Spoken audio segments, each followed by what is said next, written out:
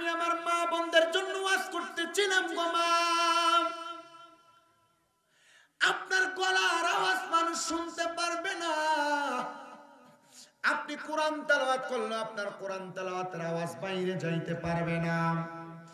হযরত ফতেহ আলী সুবহানী বলেন, হে মা, আপনার ঘরে কি কোনো পুরুষ মানুষ নাই গো মা? ও মা, আপনি আমার সালামের জবাব দিলেন মা। ওই মহিলার চোখের পানি ফালে কই, হুজুর আপনি তো এখনো আমার দিকে একবার ফিরেও তাকাইলেন না। হুজুর আমি একটা যুবতী মাইয়া, হুজুর আমার আব্বা জান মারা গেছে, আমার জন্ম দেওয়ার পর আমার মা মারা গেছে, হুজুর আমি আমার ঘরের মধ্যে বৈশা বৈশা আল্লাহ তাআলার ইবাদত করি। কি গো তোমার মা নাই, বাবা নাই, তুমি আমার ঘর থেকে কখনো বের হও না, তোমার খবর এলাকার কেউ জানে না, খাবার খাস করতে গো মা? ফতেহ আলী সুবহানীর প্রশ্নের জবাবে মাইয়া ডাক দিয়া কয়, হুজুর যখন আমার খাবার থাকে না, আমি আমার আল্লাহ তাআলার কাছে সালাতুল হাজতের 4 রাকাত নামাজ আদায় করি। সালাতুল হাজতের 4 রাকাত নামাজে যখন আমি দাঁড়ায়া যাই, আমি আমার নামাজের সালামটা ফিরানোর আগে আমি বাম দিকে সালাম ফিরিয়ে দেখি আল্লাহ গায়েবী ভাবে আমার ঘরের মধ্যে খাবার দান করে দিছে। জবান খুলে জোরে জোরে বলি সুবহানাল্লাহ। ফতেহ আলী সুবহানী রহমতুল্লাহ আলাইহি উনি বলেন, দামেস্কের কত এলাকায় আমি গেলাম, কিন্তু দামেস্কের মসজিদের পার্শ্ববর্তী জায়গায় একটা ছোট্ট কুঁড়ে ঘর, যে ঘরের মধ্য থেকে কোনো মানুষ মসজিদের মধ্যে আসেন না। আমি ফতেহ আলী, আমি সব সময় মসজিদ থেকে ঘরের দিকে তাকাইতাম, আর আমি আমার আল্লাহর আসমানের দিকে তাকায় তাকায় বলতাম, রাব্বে কারীম আল্লাহ, এই ঘরের মধ্যে কে জানি বসবাস করে, এই ঘর থেকে একটা মানুষ আমার কাছে আসে না। ও ফতেহ আলী, আপনি কেমন করে বুঝলেন এই ঘর থেকে একটা মানুষ আপনার কাছে আসে না? ডাক দিয়া কয়, জগতের মানুষ, এই এলাকার এমন একটা ঘর নাই আমি ফতেহ আলী সুবহানীর কদম পড়ে নাই। তাহলে আপনি কেন বললেন এই ঘর থেকে কোনো মানুষ আপনার কাছে আসে না?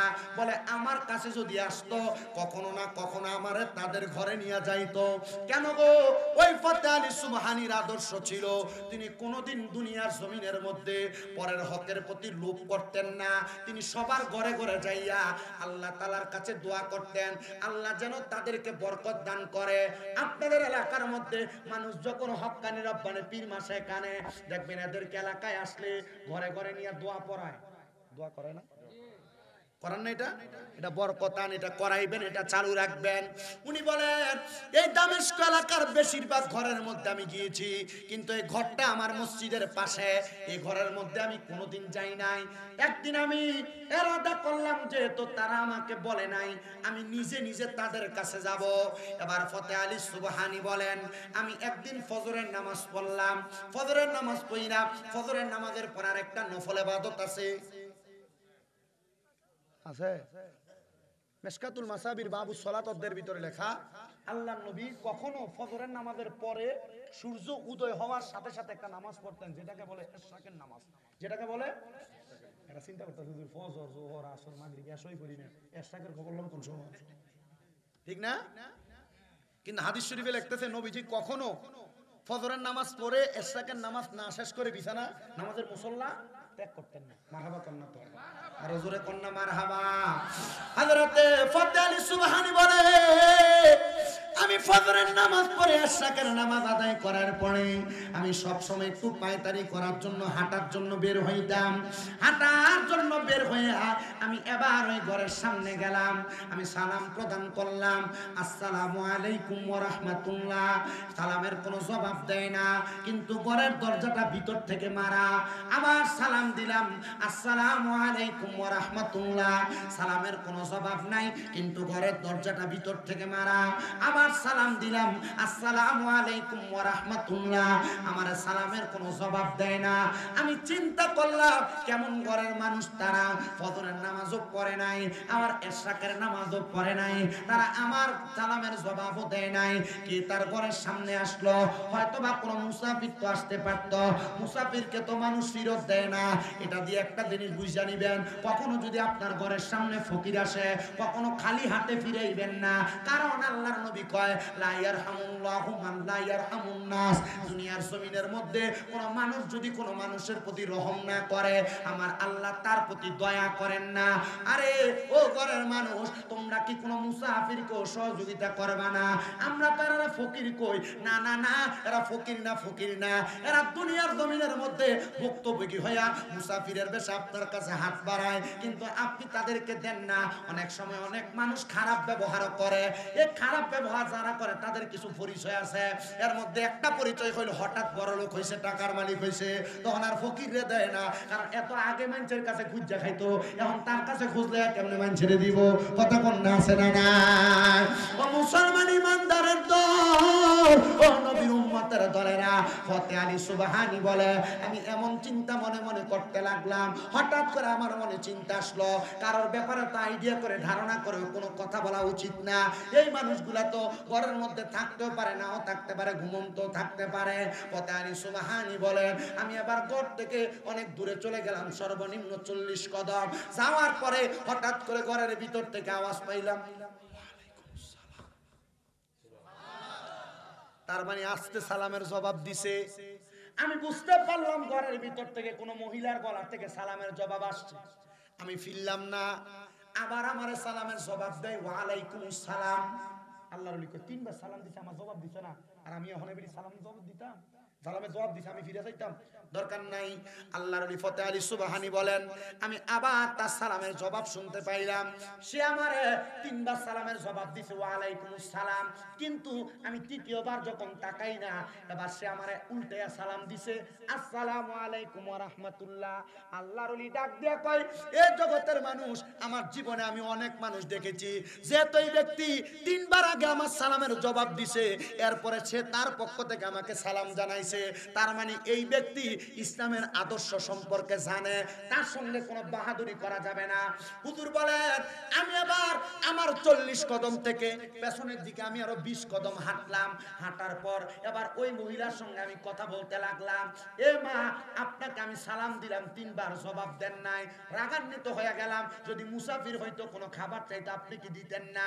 মহিলা বলে, হুজুর, আমার ফজরের নামাজটা আদায় করতে একটু দেরি হয়েছে।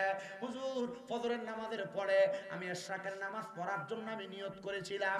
হুজুর, নিয়ত করে আপনি যখন আমারে প্রথম সালাম দিয়েছেন, আমি দ্বিতীয় বৈঠকে তাশাহুদ আদায় করেছিলাম। দ্বিতীয়বার সালাম দিয়েছেন, আমি দুরূদ ইব্রাহিম আদায় করেছিলাম। তৃতীয়বার সালাম দিয়েছেন, আমি দোয়া মাসুরা আদায় করেছিলাম। হুজুর, আমি সালাম ফিরানোর আগে আপনি 40 কদম হেঁটে চলে গেছেন। মনে কষ্ট নিবেন না, বদদুয়া দিবেন না। ও হুজুর, আমার ঘরের সামনে কেন আপনি আসলেন? আমি আপনার গলার আওয়াজ শুনে বুঝতে পাইছি আপনি দামেস্কের বড় মসজিদের খতিবে মুকাররম। ও ফতে আলী সুবহানী, আপনি বলেন না হঠাৎ করে কেন আপনি আমার ঘরের দরজার সামনে? ফতে আলী সুবহানী বলে, এ জগতের মানুষ, আমি ওই মহিলাটার জবাব দিলাম। কত মানুষের ঘরে যায়, কিন্তু এই ঘরে আমি কোনোদিন আসি নাই। আমি নিয়ত করছিলাম, ইরাদা করেছিলাম এই ঘরের সামনে আসব। ও মা, এজন্য না আপনার ঘরের সামনে আসছি, কিন্তু আপনার ঘরের মধ্যে কি কোনো পুরুষ মানুষ নাই? আপনি কেন জবাব দিলেন? আপনি কি জানেন না মহিলাদের গলার আওয়াজ তার শরীয়ত সম্মত পুরুষ ছাড়া অন্য কেউ শুনতে পারবে না? আর আমরা ডাক মন্ডলের বেরিয়ার সন্তানদের যখন ডাক দেয় করে আব্দুর রহিম কইয়া পুরা 4 বাড়ি 5 বাড়ি আওয়াজ শোনা যায়। কথা কন না কেন? আছে না বেরিয়ায়? মনে রাখবেন মা বোনেরা, আল্লাহর নবীর শুধু পর্দা, শুধু মুখ ঢাকা রাখবে, শুধু পর্দা না। মহিলাদের পর্দার কয়েকটা দিক। 1 নাম্বার শরীর ঢাকা, এটা একটা পর্দা। মহিলাদের গলার কণ্ঠস্বরেরও পর্দা আছে। কথা কন না কেন?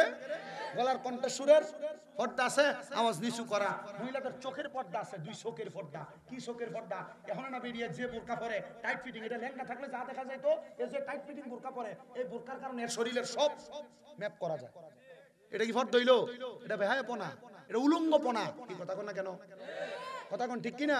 আর আগে যে বয়স্ক মহিলারা আমি দেখছি লাস্ট, আমরা তো লাস্ট জেনারেশন, ওই সময় দেখছি অনেক মহিলারা বোরকা পরে যে রিক্সার ভিতরে বইতো, সামনে দিয়ে একটা লুঙ্গি দিয়ে বাইন্দে আর রিক্সা দিয়ে দিত। কথা কোন না কেন? যখন এই যে চোখ এভাবে বাঁধতো, মুখ বাঁধলে এই চোখের মুখের এই অংশের ভিতরে আবার এই কি কয় মশারি জালি দিয়ে রাখনা দিত, দিত না? আরাম কালার বেরিয়ে আগে হুজুর দেখলে দমুরিয়া যাইতো, আর হুজুর গেলে দেখলে দৌড়ে আসা, যারা 2-3টা ডাক দিয়ে এই দেখ স্বামী এই কথা কোন না গেলে আছে না নাই? হুজুর বলতেছে মা আপনি জানেন না মহিলাদের গলার আওয়াজ তার শরীয়ত সম্মত পুরুষ ছাড়া অন্য ব্যক্তি শুনতে পারে না। তার মানে বোঝা গেল কি, এই মহিলাদের শাস্তিটা কবর কি হইব? কাঁচা বাসার গোড়া দিয়ে বেরিয়ে যাবে। আপনারা যারা আপনাদের গলার আওয়াজ অন্য পুরুষের সাথে কথা বলা, তো এটা অনেক পরের কথা, এটা তো পর্দার বই, খেলাপ তো খেলাপ, এরপরে আরো ডেঞ্জারাস মারাত্মক গুনাহ, কিন্তু এটা কবিরা গুনার অন্তর্ভুক্ত। কিন্তু আপনি অন্য ছেলের সাথে কথা, এটা পরের কথা, কিন্তু আপনার গলার আওয়াজ যে আপনার ঘরের বাহিরে যায়। আর মহিলাদের কোরআন তেলাওয়াতের আওয়াজও অন্য কোনো পুরুষ শুনতে পারবে না। আমরা কত জায়গায় হুজুর আপনার মহিলা মাদ্রাসার ছাত্রীরা কোরআন তেলাওয়াত করে, এগুলো ছাড়তে পারেন না? আপনার ফলাফাইনে যে কোরআন তেলাওয়াত, আপনাদের দয়া আমার কুমিল্লা 6টা মাদ্রাসা। মাশাআল্লাহ। কয়টা? আসতে কয়টা? 6টা। হুজুর বেটা মানুষ দাঁড়িয়ে উঠছে না, ঠিক করে উড়ে না, কিটা করতাম টাইন উড়াইতাম, ও যাই ডাইন দিক দিয়ে করা উঠছে। আমাদের কুমিল্লা শাহপুর দরবার শরীফের পীর সাহেব হুজুর আব্দুল কাদের কাউকা হুজুর একদিন আমার দাড়ি উঠানা দেখা হুজুরের আমি মুসাফা করতে যে হাতটা ডলা দিচ্ছি, এরপরে আর সুযোগ পাই না বাম দিক দিয়ে ডলাটা দিতাম। বাম দিক দিয়ে ডলা খাইলে হয়তো আল্লাহর ওলির হাতের বরকতে হয় না, হয় না? আল্লাহর ওলির হাতের বরকতে আমার উঠতো। আমার উস্তাদ মাওলানা আব্দুল মান্নান হুজুর, আমার যে দাখিল সেকশনের উস্তাদ, উনি কইছে আরেকদিন কোনো সময় কোনো বড় আল্লাহর ওলি দেখলে এমনি আপনারা লইয়া একটু লাগাই দিও, এমনি আপনারা লইয়া কুদুর লাগাই দিও, লাভটা কি হইব? দাড়িটি দেখা দেবো। আমি হুজুর আমি খেয়ে নেই আমি ছুটু ছুটু। আপনাদের দোয়া কামেল প্রথম বর্ষে পড়ি, কুমিল্লা ইউনিভার্সিটিতে বাংলা অনার্স ফাইনাল ইয়ারে পড়ি, দোয়া নাই আর দোয়া নাই। আমি কারিয়ানা পড়ছি কমি মাদ্রাসা, আমি যখন কারিয়ানা পড়ি আমার হুজুরে ফরায়ার কর তুই যে আমার কাছে কোরআন তেলাওয়াত সহি করে যাইয়া এরপর মানছিরে যে যখন আমরা মাহফিলে বই আমরা গাইল দিবি, হুজুর না আমার লাগে দোয়া করি, আমি যখন না গাইল দেই আমি যখন আমি বুঝাইয়া আপনার যখন আমরা দিকে আনতে পারি। এখন আমি কারিয়ানা মাদ্রাসা হুজুরের সাথে দেখা করতে গেলে হুজুর আমার দিকে চাই খান দেয়। জয়নাল আবেদিন হুজুর দোয়া করবেন, লোকটার ভিতরে কোনো পেস নাই, আমার ওস্তাদদের মধ্যে উনি একজন। অসুস্থ তো, শরীর ভার হয়ে গেছে, তো সপ্তাহে একদিন গোসল করতেন, পারতেন না, যাই গোসল করতেন, আমি দৌড়ে দৌড়ে নিয়ে গোসল করাইছি। আমি যখন গোসল করাই দিতাম গা ডইলা দিতাম, হুজুর কান্ত। আমার মনে আছে যখন কারিয়ানা পড়ি, আমি কিন্তু এত বড় ঘরের ফোলা না, আমার বাপ কসাইগিরি করে আমার মানুষ করছে। কথা বুঝতে পারছেন? আমার আব্বা গুস্ত ব্যস্ত বেচ্চা আমার মানুষ করছে। আমি বড় ঘরের পুত না, আমি নিজে আমার বাপের লোকে কাম করছি, করে আমি পড়ালেখা করছি। সারা রাত থাইকা ফজরের পরে আয়া 2 ঘন্টা ঘুমিয়ে যায়, আমি সেই ঘরের পোলা।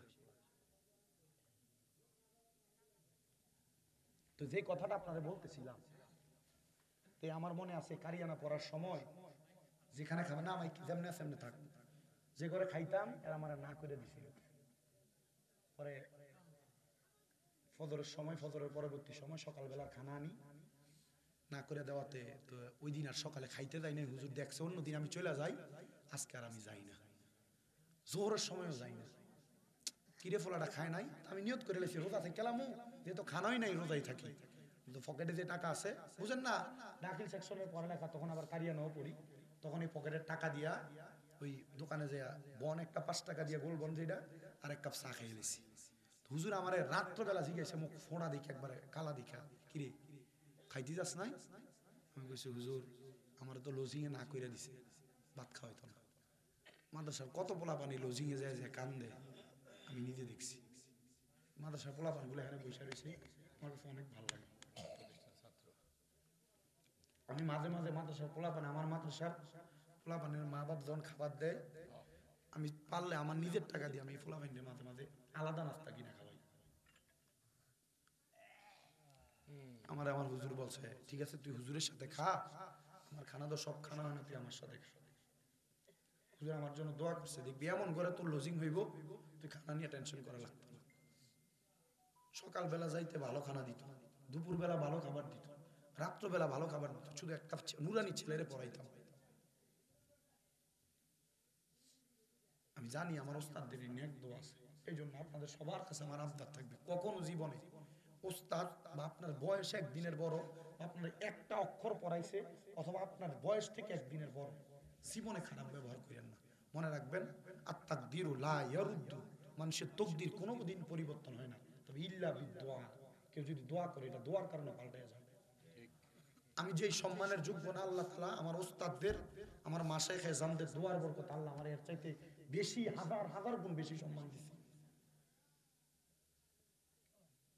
আপনাদের সবার কাছে আমার আবদার থাকবে এতটুকু, যা করেন আর না করেন, কখনো বয়সে একদিনের বড় আপনার ধমক দিছে, আপনার কোনো অন্যায় নাই, চোখ বুঝা চলে আসবেন, এটার কারণে আপনার অনেক কিছু হবে। আর এখন কালার পোলা পান্ডে ধমক দিলে উল্টে লইয়া পড়ে, উল্টে লইয়া পড়ে।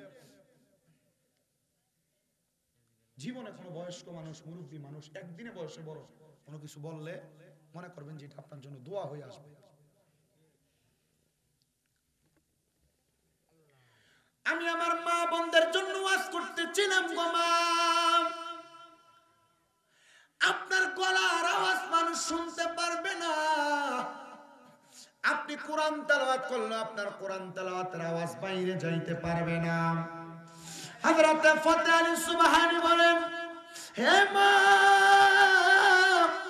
আপনার ঘরে কি কোনো পুরুষ মানুষ নাই গো মা? ও মা, আপনি আমার সালামের জবাব দিলেন মা। ওই মহিলার চোখের পানি ফালে কই, হুজুর আপনি তো এখনো আমার দিকে একবার ফিরেও তাকাইলেন না। হুজুর আমি একটা যুবতী মাইয়া, হুজুর আমার আব্বা জান মারা গেছে, আমার জন্ম দেওয়ার পর আমার মা মারা গেছে, হুজুর আমি আমার ঘরের মধ্যে বৈশা বৈশা আল্লাহ তাআলার ইবাদত করি। কি গো তোমার মা নাই, বাবা নাই, তুমি আমার ঘর থেকে কখনো বের হও না, তোমার খবর এলাকার কেউ জানে না, খাবার খাস করতে গো মা?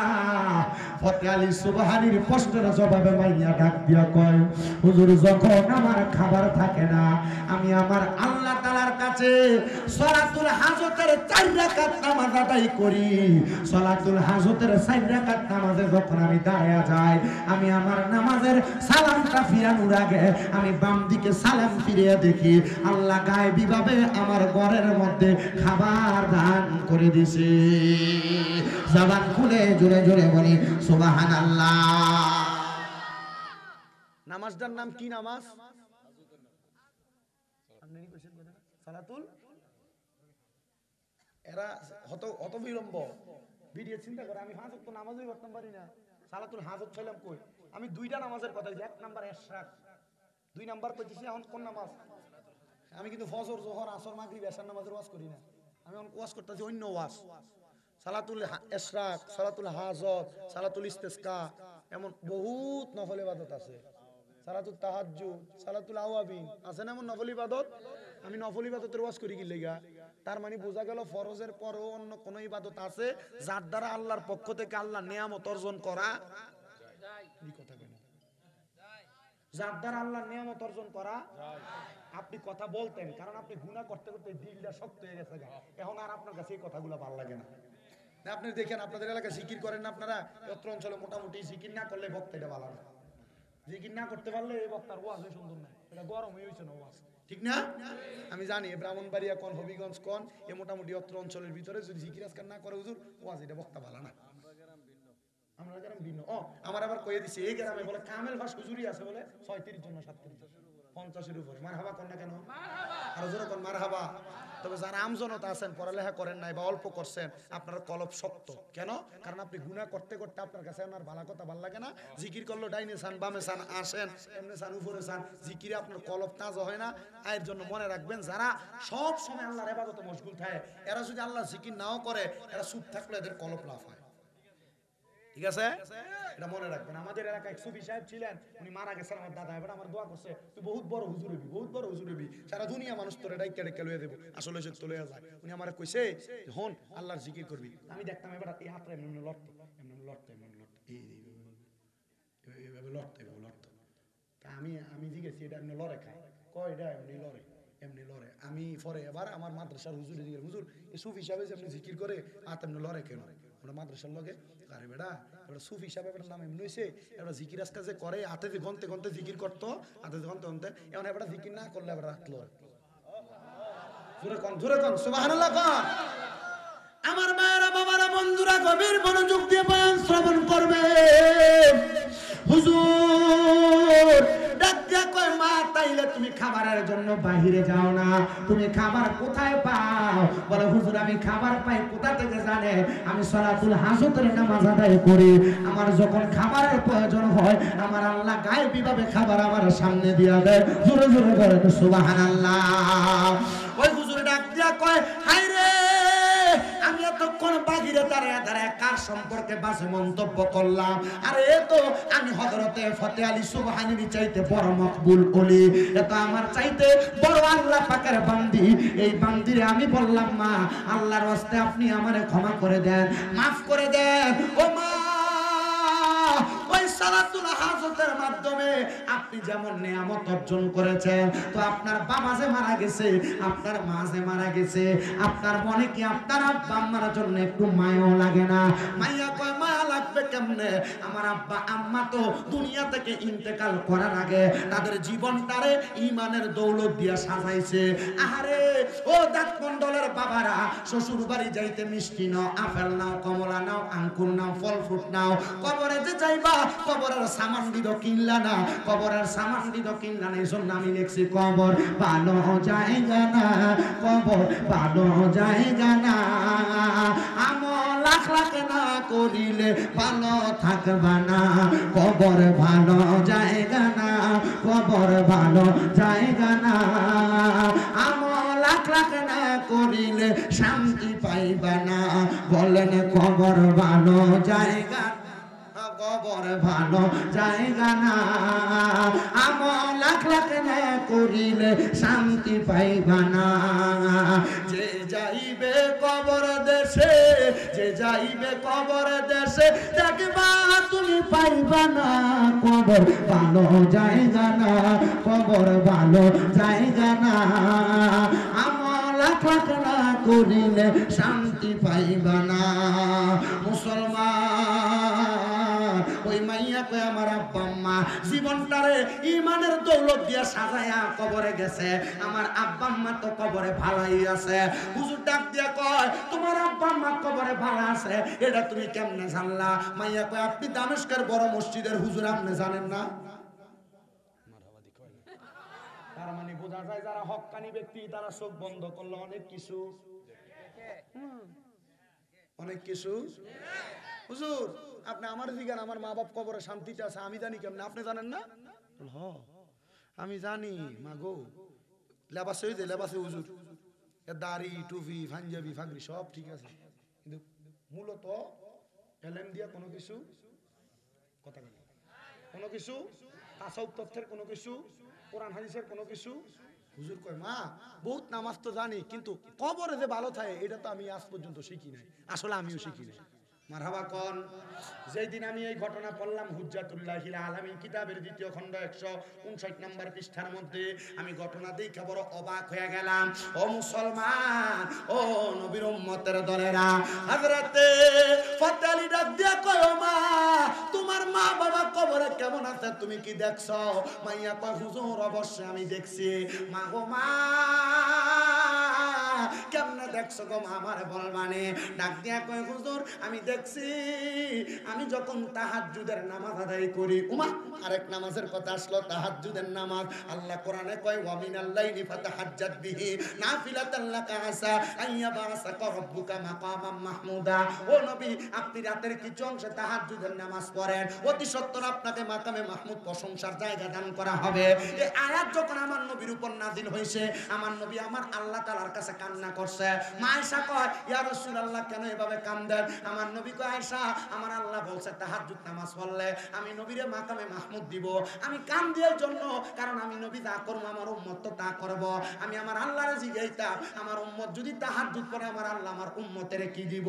ওগো নবী আমার আল্লাহকে আপনার দোয়া কবুল করছেনি। নবী কয় আয়েশা আমি নবীর একটা উপাধি হইল মুস্তাজাবাতুদ দাওয়াত। আমার কোন দোয়া আমার আল্লাহ তাআলা ফিরায় না। ও নবী গো আমার আল্লাহ তাআলা কি বলছে? আমার নবী কয় তাহাজ্জুদ নামাজ পড়িরা আমার কোন উম্মত আল্লাহর কাছে যা চাইবে আল্লাহ তা দিব। ও বিদেশ যাওইনারা আপনারা অনেকে বিদেশ যাওয়ার চেষ্টা করেন যাইতে পারেন না। আমি বলবো তাহাজ্জুদের নামাজ পড়বেন 5 ওয়াক্ত নামাজের পাশাপাশি। ও পর্দার অন্তরালের মা অনেকের গর্ভে সন্তান আসে না বাচ্চা হয় না। আমি বলবো তাহাজ্জুদের নামাজ পড়েন। ও মুসলমান অনেকের ঘরে শান্তি নাই রোগবালা মুসিবত ছাড়ে না। আমি বলবো তাহাজ্জুদের নামাজ পড়েন। কেমনে পড়বো কেমনে পড়বো কেমনে পড়বো? ফজরের নামাজের আগে দিয়ে উঠা আল্লাহ তাআলার দরবারে ওযুটা কইরা নামাজের মুসল্লাটা বিছায়া 2 করে 4 রাকাত। প্রথম রাকাতে সূরা ফাতিহা, ফাতিহার সাথে একটা সূরা মিলায়া, দ্বিতীয় রাকাতে সূরা ফাতিহার সাথে 3 বার সূরা ইখলাস পড়া এমন ভাবে তাহাজ্জুদের নামাজটা 12 রাকাত পড়বা। 3 মাস পড়া দেখবা আমার আল্লাহ তাআলা অদিল পরিমাণ নিয়ামত তোমারে দান করে দিছে। অনেকে চিন্তা করে হুজুর ফজরের আগে ঘুম থেকে উঠবো দূরের কথা। বর্তমান জামানা যুবক পোলাপা ফজরের আগে ঘুম থেকে উঠবো দূরের কথা। এরা ফজরের আযান দিলে মোবাইল চার্জে ঢুকিয়ে তারপরে ঘুমাইতো না। কথা কন্যা ঠিক কিনা? ও মুসলমান ও নবীর উম্মতের দলেরা মাইয়া কয় ফতে আলী ও দামেস্কের মসজিদের হুজুর শুনেন শুনেন আমি যখন তাহাজ্জুদের নামাজ আদায় করি গো তাহাজ্জুদের নামাজটা আদায় কইরা আল্লাহ তাআলার কাছে আমার মা বাবার জন্য খাস করে করে দোয়া করি। একদিন আমি আম্মা আব্বার কথা মনে হওয়ার পর কাঁদতে কাঁদতে নামাজের মুসল্লাটার ভিতরে আমি ঘুমিয়ে গেছে। এমন টাইমে আমি দেখলাম দুইজন একজন পুরুষ একজন নারী আইসা আমার মাথাটার ভিতরে হাতটা বুলিয়ে দিতেছে। আমি জিগাইলাম কে আপনি? আপনাদের পরিচয় কি? তারা আমারে কয় আমরাই হইলাম তোমাদের মা বাবা। ও সন্তান আমরা মা বাবা কবরের মধ্যে বড় ভালো আছি তুমি দোয়া করতেছ। ও মা ও আব্বা জান পর্দার আইন লঙ্ঘন হয়ে যাবে এই জন্য আমি মহিলা ঘর থেকে বের হই না। খাবার পাবো কোথায়? আমার আব্বা জান ওই স্বপ্নে আমারে শিখিয়ে দিছে আমি যেন সালাতুল হাজতের নামাজ পড়ি। আমার যখন খাবারের দরকার হবে হুজুর আমি সালাতুল হাজতের নামাজ পড়লে আমার আব্বার কথা মোতাবেক আমি আমার খাবার পাওয়া যায়। মুসলমান রে চিন্তা করে দেখেন আপনার মা মারা গেছে আপনার বাবা মারা গেছে। মা বাপ মারা যাওয়ার পর আপনারা কোনো খাবারের ব্যবস্থা করে দিছেনি অথবা মা বাপ যে মারা গেছে আম্মা আব্বা কবরে কেমন আছে একবার খবর লইছেন নি? কত সন্তান মা মারা যাওয়ার পর মারে স্বপ্ন দেখে, কত সন্তান বাবা মারা যাওয়ার পর বাবারে স্বপ্ন দেখে। আল্লামা ইবনে সিরিন তার স্বপ্নের তাবিরের কিতাবের প্রথম দিকে লিখতেছেন জগতের মানুষ যখন তোমরা কোনো মানুষকে ঘুমের ঘরে স্বপ্নে দেখবা মনে রাখবা স্বপ্নে মানুষ এমনি এমনি দেখা দেয় না।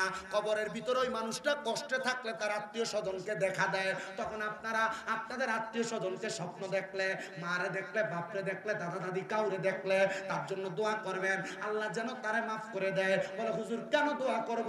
এই দোয়া করারে তো আমরা এলাকায় বহুত মৌলবী সাহেবরা বেদাত কইয়া দেয়। না না না বেদাত বললে বলবে তাদেরটা তাদের মতো রাখবা। আল্লাহর নবী তিরমিজি শরীফের 2য় খণ্ডের হাদিস শরীফে নবী আমার বলতেছে একটা মাছ সমুদ্রের ভিতরে একটা মানুষ যখন বাঁচার জন্য সাঁতরায় বাঁচার জন্য চেষ্টা করে হঠাৎ একটা নৌকা যায় তারা উদ্ধার করলে সে যত খুশি হয় একটা মৃত ব্যক্তি কবরের মানুষের জন্য দোয়া করলে ওই ব্যক্তি তার চাইতে আরো বেশি খুশি হয়ে যায়।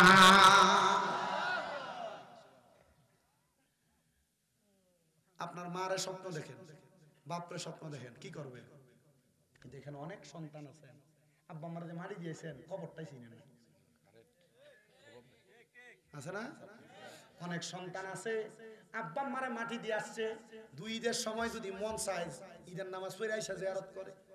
নবীজির তিরমিজি শরীফের আরেকটা হাদিস আল্লাহর হাবিবের ঘোষণা প্রত্যেক জুমার নামাজের পরে কোন সন্তান যদি তার মার কবরের সামনে বাবার কবরের সামনে যায় দাঁড়ায়া রব্বির হামহুমা কামা রব্বায়ানি সগীরা বইলা চোখের মনি কোঠার মধ্যে একটা মাছির মাথা পরিমাণ পানি ছাইরা দিয়া কান্না করে ওই পানি মাটিতে পড়ার আগে আমার আল্লাহ তাআলা তার মা বাবার জীবনের গুনাহ মাফ করে দেয়। জবান খুলে জোরে জোরে বলেন সুবহানাল্লাহ। বন্ধু ও আমার দাঁতমন্ডল এলাকার ভাই বাবারা বন্ধুরা গভীর মনোযোগ দিয়ে বয়ানটা শ্রবণ করবেন। যারা যারা এমন মা বাপরে কবর দিয়া মাহফিলে বসছেন, আপনি যদি দুনিয়ার জমিনের ভিতরে নামাজ না পড়েন, ইবাদত না করেন, মনে রাখবেন আপনার অপকর্মের জন্য আল্লাহ আপনার মা বাবার কবরে আযাব দিবে। কিন্তু অনেক সন্তানের মা বাপ তারা জায়গা জমি সম্পদ দিয়া গেছে, বাড়ির ভিতরে গান বাজনা করে, আপনি দুনিয়াতে আপনি গান বাজনা করে মাটি কাঁপান, আর আল্লাহ তাআলা কবরের ভিতরে আপনার মা বাবার পিঠ কাঁপায়, আপনার আম্মা আব্বারে বড় আঘাত দেয়, বড় কষ্ট দেয়। এই সন্তানের দলেরা সবার কাছে আবদার, যাদের মা বাবা কবরে নামাজ পড়া পড়া তাদের জন্য দোয়া করবেন, নামাজ পড়া পড়া তাদের জন্য দোয়া করবেন। কিন্তু অনেক সন্তান এই মজলিসে বসছে, হুজুর আমার মা বাপ বেঁচে আছে, আমি দোয়া করব কার জন্য? আমি বলবো সন্তান বাইসা আছে তো কথা সত্য, বাইয়ে বাইয়ে ঝগড়া করে মা বাপরে জুদা করে দেয়, আলাদা করে দেয়। আপনাদের এলাকায় এমন আসেনি আব্বা? আছে আছে, এই কথাটা আপনারা শুধু যদি বলেন না নাই, আমি বলবো আছে। অনেক মহিলাদের কথা শুই না, অনেক জামাইরা তাদের মা বাপরে আলাদা করে দেয়। বউ কানে কানে কয়, তোমরা 2-3 ভাই একা কি লেগে মা বাপরে খাওয়াইতে, একা ফুটনি তুমি, তোমার আর 2-3 ভাই আছে না, খাওয়ায় না কেন? এই কথা শুই না মা বাপরে আলাদা করে দাও। সন্তান মনে রাখবা, আল্লাহর নবী বলতেছে, দুনিয়ার জমিনে কোন সন্তান যদি তার মা বাবার পেছনে মাত্র 1 দিরহাম খরচ করে, আমার আল্লাহ তাআলা ওই সন্তানটার এই লাখ লাখ গুণ বাড়াইয়া তার কবরে এটা বরকত বানিয়ে দিবে। কিন্তু মা বাপরে জীবনে কোনোদিন আলাদা করবা না। কোন মহিলা যদি শাশুড়িকে আলাদা করে থাকো, শ্বশুরকে আলাদা করে থাকো, তুমি বেয়াক্কল, তুমি বোঝো না। যদি সালাক হইতা স্বামীর উন্নতির জন্য শ্বশুর শাশুড়ি তুমি আইনা আইনা ডাক দিয়া খাওয়াইতা। ও মা, তোমার ঘরে তোমার শ্বশুর শাশুড়ির খানা যখন আসে তখন আর বালা কোনো রান্না তুমি করো না। আল্লাহ দোহাই লাগে, কোন সন্তান যদি ওই মা বাপরে জুদা করে থাকো, আলাদা করে থাকো, দে তোর পাও আমার সামনে দে, আমি আমার জিব্বা দিয়া লেইয়া লেয়া তোর পাও আমি পরিষ্কার করে দিব। কেন হুজুর? আরে সন্তান ওই মা বাপরে বাটনা দিয়া রাত মন্ডলের মাহফিলে বসবা, আল্লাহর কসম পুরা ব্রাহ্মণবাড়িয়ার বড় হুজুর আইনা ওয়াজ মাহফিল করাইলে কোনো কাম হবে না। যদি তুমি তোমার আম্মা আব্বার মনে কষ্ট দিয়া থাকো, ও সন্তান ওয়াদা করো, এখান থেকে বাড়িতে যাইয়া মা বাবার পা গুলাতে ধরবা, ধরে বলবা, মা আল্লাহর রাস্তায় আমি সন্তানকে মাফ করে দেন, ও বাবা আল্লাহর রাস্তায় আমি সন্তানকে মাফ করে দেন। যতক্ষণ পর্যন্ত মা বাপ মুখ দিয়া বলছে তোমারে মাফ করে দিছি, ততক্ষণ পর্যন্ত মা বাবার পাও তুমি ছাড়বা না। আজকের মাহফিল কবুল হবে কি হবে না এটার গ্যারান্টি কেউ দিতে পারবে না, তবে আমি একটা গ্যারান্টি দেই, আগামী কালকে যখন দেখবা এলাকার দাড়ি পাকা মুরব্বীরা দোকানে বলে, হ্যাঁ কুমিল্লা থেকে একটা হুজুর আসছিল শামীম রেদা, তার কথা শুই না আমার ফুতে বাড়িতে যে আমার পায়ে ধরে মাপ চাইছে, কিন্তু আমার ফুতে কোনোদিন আমার সাথে অন্যায় করে নাই। কোন মা একজন আরেকজনরে বলে, হ্যাঁ আমার সন্তান কোনোদিন আমার পায়ে ধরে মাপ চাইছে, আজকে আমার ফুতে কোনোদিন আমার সাথে উসাগোলা করে কথা কইছে না, মনে করবা মাহফিলটা কবুল হয়ে গেছে। এ সন্তান অনেকে চিন্তা করে, হুজুর আমি কেমনে আমার মা বাবার পায়ে ধরে মাপ চাইতাম, আমি তো 2 ঈদের সময় মা বাবার ফাঁসিয়া সালাবই করি না। আমি বলবো রে সন্তান, আল্লাহর নবীর ঘোষণা, দুনিয়ার জমিনের মধ্যে কোন সন্তান যদি তার মা বাবার কদমের কাছে নত হয়, মা বাবার কদমের কাছে ছোট হয়, সারা জগতের কাছে আমার আল্লাহ তাআলা তারে বড় বানাইয়া দেয়। আম্মা আব্বার সাথে অন্যায় করিস না রে, অন্যায় করিস না, আম্মা আব্বার সাথে অন্যায় করো আর না করো, ওয়াদা করো এখান থেকে বাড়িতে যে আমার পায়ে ধরবা, এখান থেকে বাড়িতে যে বাবার পায়ে ধরবা, এখান থেকে বাড়িতে যে মা বাবার কাছে মাফ চাইবা। যতক্ষণ পর্যন্ত মা বাপ বলছে মাফ করে দিছি, ততক্ষণ পর্যন্ত পা ছাড়বে না। নারায়ণগঞ্জের 2,500 একটা মহিলা মাঝে মাঝে আমারে কল দিয়া কয়, হুজুর আমার জন্য একটু দোয়া করবেন, আমার স্বামী মারা গেছে আজকে প্রায় 24 বছর হয়েছে, হুজুর আমার সন্তান তার দিকে তাকায়া, আমি কোনো জায়গায় বিবাহ বসি নাই, মানুষের বাড়িতে বাড়িতে কাজ কইরা আমি আমার সন্তান দ্বারা মানুষ বানাইছি। ও হুজুর আমার সন্তানটা যখন 21 বছর বয়স, হুজুর কোম্পানিতে চাকরি নিয়া কোম্পানির একটা মাইয়া বিয়া করছে, আমার বাড়িতে থাকতো, মাইয়া এবং তার মায়ের কুপরামর্শে তার শ্বশুর বাড়িতে চলে গেছে। মাঝে মাঝে আমি মারে দেখার জন্য আসতো, হুজুর আজকে 3 মাস পর্যন্ত ছেলেটা আমার বাড়িতে আসে না। একদিন আমি বাজারে তারে লাগল পায়া জিগাইলাম, কিরে সন্তান আমি মার কাছে কেন আসো না? সন্তানটা আমার দেইকা মুখটা ঢাকনা দিয়া চইলা যাইতেছে। হুজুর এই ছেলেটা আমার কাছে 1 ঘন্টা পরে ঘরে এসে আমার পায়ে ধরে পইরা রইছে। মা আমার বউ কইছে, আমি যদি আপনার সাথে থাকি আপনার কাছে আসি আপনি আমার কামাই টাকা নিয়ে যান। হুজুর আমার বউ কইছে যদি আমি আপনার কাছে আসি সে আমার নামে নারী নির্যাতনের মামলা দিয়ে দিব, ও আম্মা জেল কাটাইবো, এই জন্য আমি ভয়ে আসি না। হুজুর আমি আমার সন্তানের জবাব দিছি, পুত্রে তুই আমার কামাই টাকা দেওয়া লাগতো না, আমি আগে যেমন চলছি মানুষের বাড়িতে কাম কইরা কইরা আমি মা এমনি চললাম। হুজুর এই কথা বলার পরে আমার ফুতে আমার বাইতেছে না। আমি কইছি পুত্রের সকালে যদি তুই সন্তানের ফুকটা আমি একবার দেখি, বিকালে যদি দেখি, আমি মার মনের জ্বালাটা বন্ধ হইতো। ওই সন্তান আমি মার কাছে আসে না। এরে সন্তান মনে রাখবি, মা বাবার মতো রত্নটারে দুনিয়াতে যদি যত্ন না করতে পারো, আমার আল্লাহ তোমার প্রতি বেজার হয়ে যাবে। আজকে যে ডাকমন্ডলের পূর্ব পাড়ায় হাবিবুর রহমান আবাবিল ফকিরের ইসলাম সাহেবের উপলক্ষের মাহফিল, এই মাহফিল শুধু হাবিবুর রহমান আবাবিল ফকিরের জন্য দোয়া না, এই ডাকমন্ডল এলাকার যত গুরুস্থান আছে, সারা বাংলাদেশের যত গুরুস্থান আছে, সারা বিশ্বের যত মুসলমান কবরে, আজকের মাহফিল থেকে তাদের প্রত্যেকের জন্য খাস করে দোয়া করা হবে, আল্লাহ যেন তাদেরকে মাফ করে দেয়। কিন্তু অনেকে চিন্তা করে, হুজুর যাদের বাড়িতে বাবা আছে তারা বাড়িতে যায় বাবার পায়ে ধরে মাপ চাইবো। হুজুর আমার তো আব্বা নাই, আমি কার পায়ে ধরে মাপ চাইবো? এ সন্তান অনেকে চিন্তা করে, হুজুর যাদের বাড়িতে মা আছে তারা বাড়িতে যায় মার পায়ে ধরে মাপ চাইবো, আমার তো মা নাই, আমি কার পায়ে ধরে মাপ চাইবো? সন্তান তোমার মা কবরে, আব্বা কবরে, বড় কষ্ট করে তোমার মানুষের মতো মানুষ করছে, আম্মা নিজে না খেয়ে খাওয়াইছে, আজকে তোমার ওই মা দুঃখিনী অন্ধকার কবরে, তুমি সন্তানের কাছে টাকার অভাব নাই কিন্তু মার একটু দামি খানা খাওয়াইতে পারো না। বুইলা গেছো মা জন্যে সকালবেলা পান্তা ভাত গুলা খাইতো না, রাইকা দিত আমার ভূতের রৌদ্র দিয়ে আইলে পান্তা ভাত গুলা খাইলে তার কলজাটা ঠান্ডা হইব।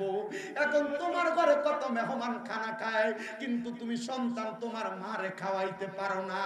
এ সন্তান বুইলা গেছো তোমার আব্বার কষ্টের কথা, আব্বা সিরা জুতা পড়তো, পায়ের মুরালিটা রাস্তার লগে লাগতো, কিন্তু রাত্রবেলা তোমার নতুন জুতা কিনাই না দিলে রাত্রবেলা জুতা পায়ে দিয়ে খাটের উপর তুমি দৌড়াদৌড়ি করতা। আব্বা ঈদের দিনে পুরান জামা কাপড় পরতো, ওই আব্বা দান আজকে অন্ধকার কবরে। আব্বারে যদি জিগাইতা, আব্বা আপনি যে নতুন কোন জামা কাপড় পরেন না, আব্বা উত্তর দিত, রে সন্তান নতুন জামা কাপড় পরার বয়স কি আমার আসেনি? আব্বা অভাবের কথা বলতো না। এ সন্তান তোমার ব্যাংকে লাখ লাখ টাকা, ব্যাংকে টাকার অভাব নাই, তোমার ঘরে ড্রয়ারে টাকার অভাব নাই, কিন্তু 500 টাকা দিয়ে কিন্না আব্বার একটা লুঙ্গি পরাইতে পারো না। এ সন্তান মাপ চাই তোমার কাছে, ওই আব্বা আম্মা যদি কবরে থাকে আব্বা আম্মার জন্য কাজ করে দোয়া করবা।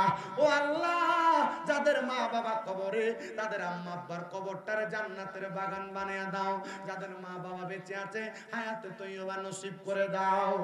ওরে 3.5 হাত গর্তে ফেলে কেমন করে আইলা চলে, তোমার বাড়ি আইতে দেরি হইলে যেই মা ঘুমাইতো না, ওই কবর দেশে মায়ের পাশে একটু রইলি না রে, কবর দেশে খবর লইলি না। কেমন আছেন বাবা মনি, কেমন আছে মা জননী, একবার তো ফিরা চাইলি না, ওই মা বাবারে কষ্ট দিয়া দুনিয়াতে দিন কাটাইয়া কোনো দিনও শান্তি পাবি না রে,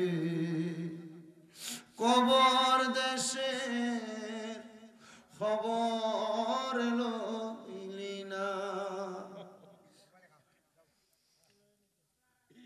আল্লাহ যাদের মা কবরে, যাদের বাবা কবরে, পর্দার অন্তরালে কত মা বোনেরা তাদের মার জন্য বাবার জন্য কান্দে, আল্লাহ প্রত্যেকের আম্মা আব্বার কবর জান্নাতের বাগান যেন বানায়, জোরে কোন আমিন। ওই মাইয়া যেমন ভাবে তাহাজ্জুদের নামাজ অন্যান্য নফল ইবাদতের কারণে তাদের মা বাবার কবরের আযাব মাফ করাইছে। আল্লাহ যেন প্রত্যেকের আম্মা আব্বার কবর নাজাতের ফয়সালা করে। ও আব্বা জানেরা, আমি বেশিক্ষণ আর কষ্ট দিলাম না, সবার কাছে দোয়া চাইলাম। হুজুর কেবলার আপনাদেরকে নিয়ে দোয়া করবে, মাহফিলের শেষে তাবারুকও দিবে। মুহাব্বতের আওয়াজে আমার সঙ্গে মাইকটা ছাড়ার আগে একটু ইসমে জাতের জিকিরি করেন। আল্লাহ আল্লাহ আল্লাহ আল্লাহ। আরে রিভাব কম না,